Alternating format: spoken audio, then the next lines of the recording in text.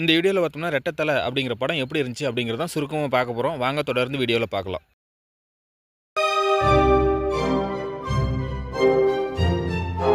இந்த படத்தோட மைய கதை அப்படிங்கிறது என்னன்னு பார்த்தோம்னா, இந்த படத்தோட ஹீரோ பார்த்தீங்கன்னா ஒரே மாதிரியான 2 கேரக்டர். அந்த 2 கேரக்டர்லேருந்து ஒருத்தர் வந்து பணக்காரனாக காமிக்கிறாங்க, இன்னொருத்தர் வந்து ஏழையாக காமிக்கிறாங்க. அந்த ஏழை கேரக்டர் வந்து பணக்காரன கேரக்டரை என்ன ஏது அவருடைய பேக்ரவுண்டு அப்படிங்கிறதே தெரியாத வந்து போட்டு தள்ளிடுறா. அப்படி இப்போ செத்த கேரக்டரோட பேர் வந்து பார்த்தீங்கன்னா உபேந்திரா, போட்டு தள்ளினோட பேர் வந்து பார்த்தீங்கன்னா காளி. இப்போ காளி பார்த்தீங்கன்னா உபேந்திராவா வந்து எப்படி வந்து சர்வே பண்ணுறா அப்படிங்கிறது தான் இந்த படத்தோட மைய கதை. கதை என்னமோ ஓரளவுக்கு நல்லா இன்ட்ரெஸ்டிங்கான கதை மாதிரி தான் இருக்குது. ஆனால் திரைக்கதை வந்து இந்த படத்தில் வந்து சுத்தமாக நல்லா இல்லை அப்படிங்கிற மாதிரி சொல்லலாம். காளிக்கு வந்து சின்ன வயசுலேருந்து ஒரு லவருங்கிற ஒரு கேரக்டர் இருக்கு. அந்த கேரக்டர் எப்படின்னா பணப்பேய் அப்படிங்கிற மாதிரி தான் அந்த படத்தில் வந்து காளியே சொல்லியிருப்பா. அப்படி அந்த அளவுக்கு பணத்தாசை பிடிச்ச ஒரு கேரக்டரை காமிச்சிருக்காங்க.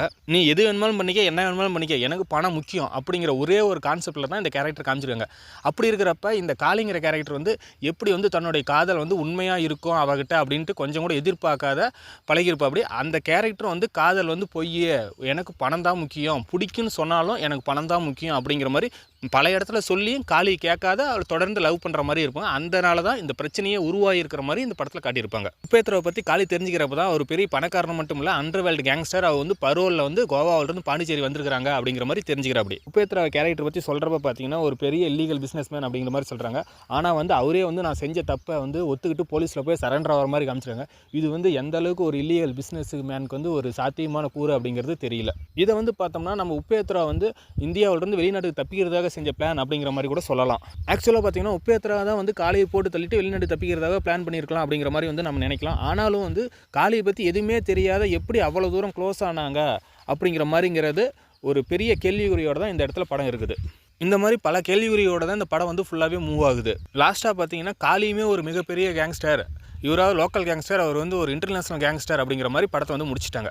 இந்த படத்தோட டியூரேஷன் பார்த்தீங்கன்னா கிட்டத்தட்ட 2 மணி நேரம் பக்கமாக வருது. இந்த 2 மணி நேரத்துலையுமே பார்த்தீங்கன்னா கண்டினியூட்டி சீன்லாம் வந்து எதுவுமே வந்து பெருசாக வந்து ஒர்க் அவுட் ஆகலை. எல்லாமே வந்து விட்டு தனித்தனியாக இருக்குது.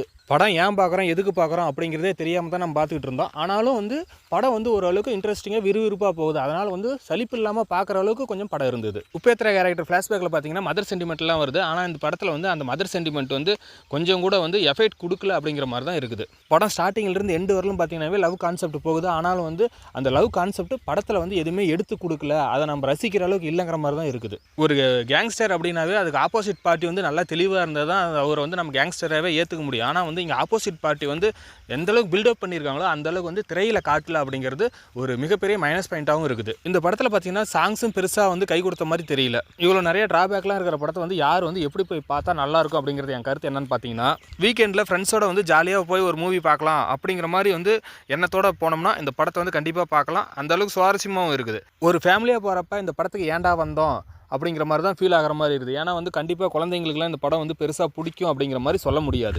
லவர்ஸோட போனாலுமே பார்த்தீங்கன்னா உபேந்திராவுடைய லவ் வந்து ஓரளவுக்கு பார்க்குற அளவுக்கு இருந்தாலும் அது வந்து படத்தில் வந்து அதிக தூரம் வந்து வரல. காளியோட லவ் தான் வந்து பார்த்தீங்கன்னா படத்தில் வந்து அதிக தூரம் வருது. அப்படி வந்தாலும் இது என்ன மானங்கட்ட லவ் அப்படிங்கிற மாதிரி தான் வந்து இருக்குது. அதனால் வந்து லவ்வர்ஸ்குள்ளாரே ஒரு தாழ்வு மனப்பானம் ஏற்படும். அதனால் கண்டிப்பாக வந்து லவ்வர்ஸுக்கு ஏற்ற படமாகவும் இந்த படம் அமையல. இந்த படம் பார்த்தோம்னா ஃப்ரெண்ட்ஸோட கண்டிப்பாக போய் பார்க்கலாம். அதில் வந்து எந்தவித மாற்று கருத்தும் இல்லை. ஜாலியான மூடுக்காக மட்டும் தான் பார்க்க முடியும். மற்றபடி இந்த படம் வந்து மக்கள் மனசில் எந்தவித தாக்கத்தையும் ஏற்படுத்தாது அப்படிங்கிறது மாற்று கருத்தே இல்லை. மீண்டும் அடுத்த வீடியோவில் சந்திப்போம். நன்றி, வணக்கம்.